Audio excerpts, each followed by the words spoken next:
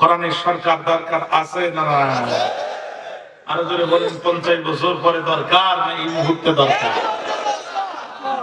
শেষ করে দিয়ে এমপি প্রার্থী হয়েছেন, তারা শুধু মাদ্রাসা আর মসজিদের মেম্বরেই নিজেদের সীমাবদ্ধ রাখছেন না, সাধারণ মানুষের অধিকারের কথা তুলে ধরতে চান সংসদেও। ভোটের মাঠের দারুণ প্রভাব বিবেচনায় এমন অন্তত 9 জন আলেমের কথা আলোচনা হচ্ছে ত্রয়োদশ জাতীয় সংসদ নির্বাচনে, যারা পড়তে পারেন জয়ের মুকুট। আলেমদের মধ্যে জয়ের ক্ষেত্রে সবচেয়ে এগিয়ে ঢাকা 13 আসনের মাওলানা মামুনুল হক। ঐক্যবদ্ধ 11 দলীয় জোট, ধর্মপ্রাণ ভোটার, জেল জুলুম ও নির্যাতন সহ্য করে রাজনীতির মাঠে সক্রিয় থাকা বিহারীদের ভোট আর পারিবারিক ঐতিহ্যের কারণে ওই আসনে এগিয়ে আছেন মাওলানা মামুনুল হক।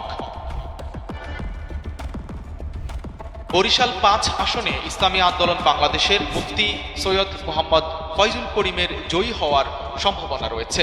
ওই আসনে বিএনপি মনোনীত হেভিওয়েট প্রার্থী মোহাম্মদ মুজিবুর রহমান সারোয়ার। তবে চরমোনাই পীরের শক্তিশালী প্রভাব রয়েছে ওই এলাকায়। ইসলামী শক্তির বিরুদ্ধে কথা বলে যারা শরীয়ত আইনে বিশ্বাস করছে না তাদেরকে প্রমোট করা, যারা এই কাজ শুরু করেছে জাতি তাদেরকে প্রত্যাখ্যান করবে ইনশাআল্লাহ। আমরা ইসলামের পক্ষ শক্তির সাথে আগামী 12 তারিখ পর্যন্ত দৃঢ়তার সাথে এদেশের সকল আলেম ওলামা জনতাকে ঐক্যবদ্ধ থেকে কাজ করার জন্য। সার্বভৌমত্ব পয়েন্ট কি? ইনসাফ পয়েন্ট কি? উন্নয়ন। এই রাজনীতি করছে জামাতে ইসলাম।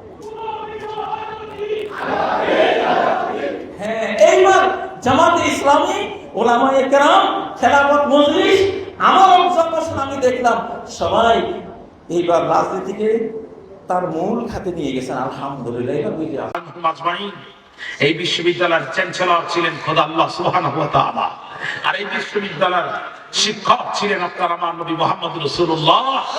আর এই বিশ্ববিদ্যালয়ের সিলেবাস ছিল আল্লাহর কোরআন। এই কোরআন কেমন ছাত্র তৈরি করেছিল, আপনাদের যদি কষ্ট না হয় আমি 2-3টা উদাহরণ পেশ করতে চাই। হযরত আলী রাদিয়াল্লাহু তাআলা খোলাফায়ে রাশিদুর চতুর্থ খলিফা,